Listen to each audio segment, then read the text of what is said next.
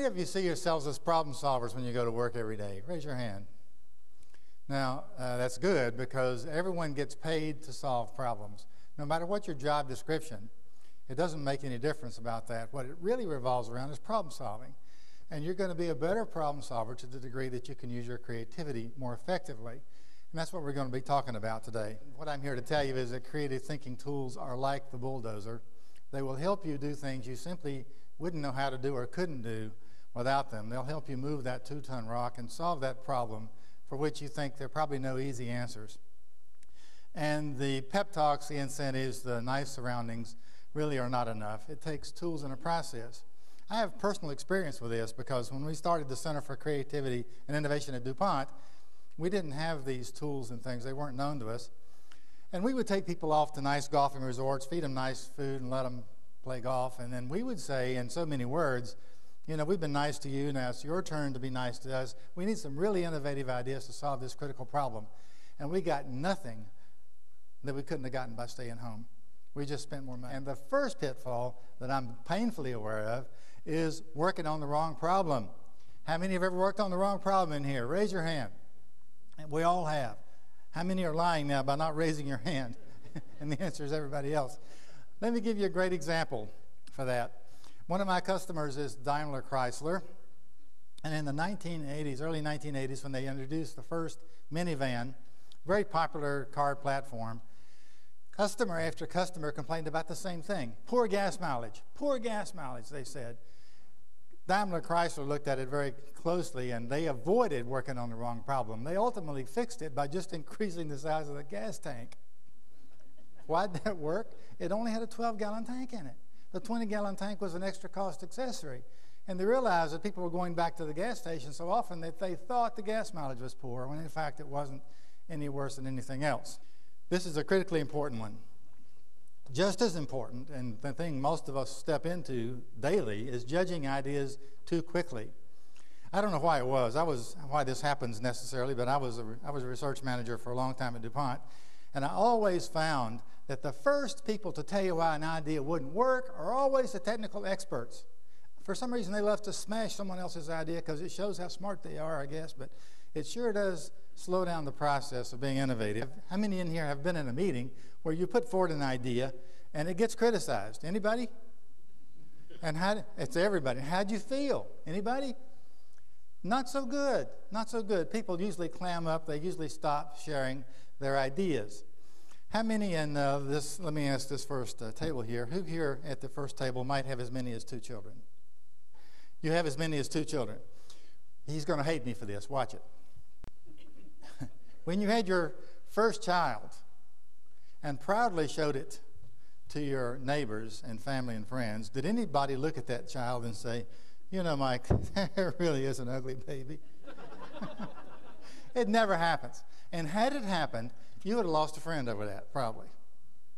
And when you had your second baby, would you have shown it to the same person who criticized the first one? That's my baby girl. No. Folks, your ideas are your infants. And if your first one gets criticized, you're not going to show them your second one. Now, you'll have more, but you're probably not going to talk about it. And that's a critically important point because ideas that aren't shared are useless. Obey non-existent rules. We all do it, and many times it can be quite damaging to the innovation process. Let me tell you something I had a hard time believing when I first heard it. This comes from the U.S. Army Corps of Engineers. In 1974, the United States Army did a study of battlefield practices and to see what might not make any more sense. And they found that as late as 1974, when the cannon were shot on the battlefield, there was some guy standing behind the cannon with his hands in the air like this. Anybody know what he was doing? He was still holding the horses that they don't use anymore for pulling the cannon. They hadn't used horses in 80 years or something, and he's still holding the horses. I'd like to switch gears right now and talk about pattern-breaking thinking, to think out of the box. Now, how many in here may have been challenged to think out of the box in your whole career? Anybody? Raise your hand if somebody's asked you to think out of the box. I think you were just challenged a while ago to do that, right? Keep your hands up.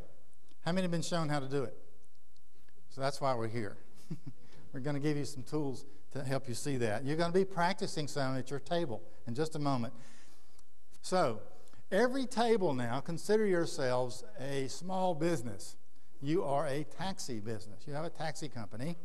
Your taxi company is losing so much money that you might have to close unless you can reverse that trend.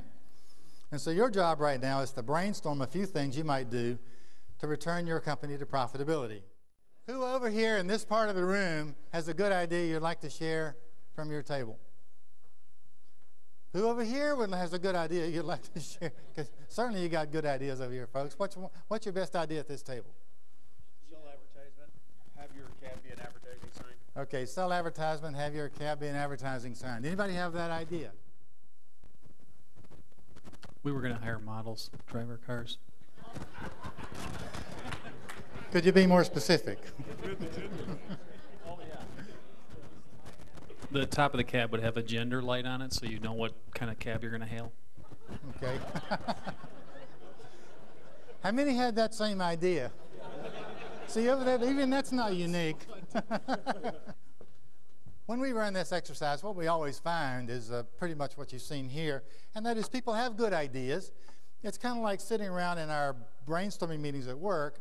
When we have a problem to solve, people have good ideas, and there's nothing wrong with that. The problem with those many times is that everybody could copy them really simply and easily because they're not unexpected. I didn't get to the point of unexpectedness yet.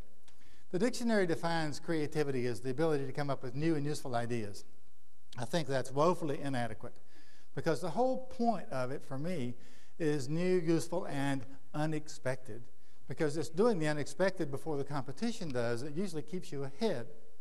Has it ever happened that you may have looked around and seen something that a competitor has done? You might have said, "My, what a great idea. Why didn't we think of that?"